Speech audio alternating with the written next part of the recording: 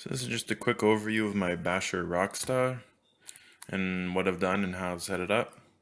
First things first, I bought it as a kit version, but I put the metal gears in the axle. I have a video on that.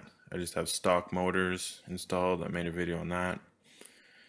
Stock tires for now. I have these Mechs. See if we can get it to focus here. Mechs ESO8 MA2s, which are metal geared servos. I got them from Banggood.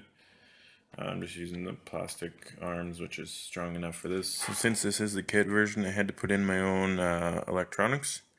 I wanted to try doing dig on this thing, so I have two little 10 amp speed controllers for the brush motors, and they just barely fit side by side in the little container.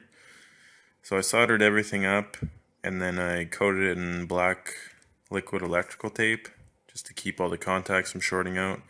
And I actually just siliconed everything in there, so if anything ever breaks, it's going to be a nightmare, but keeps everything in place, and it doesn't look too bad from afar because it's all mostly black. And I took the body panels off, so it's just kind of black everywhere.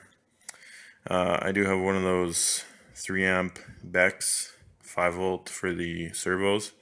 I didn't trust the ones that came built into the speed controllers. And I have a tiny FlySky receiver. It's an 8 channel, but I'm only using 4 obviously. So it's just kind of soldered in and blobbed on the top. I don't think it looks too bad from afar, but up close you can see it's kind of gnarly. Then on the bottom, I just have a little pull tape or pull tabs made of Gorilla Tape, just to get a little bigger grip on these tiny little clips. And this is the battery I'm using for my Rockstar.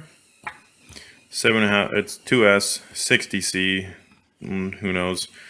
And it's actually a 550 milliamp hour battery, and it fits just about perfect.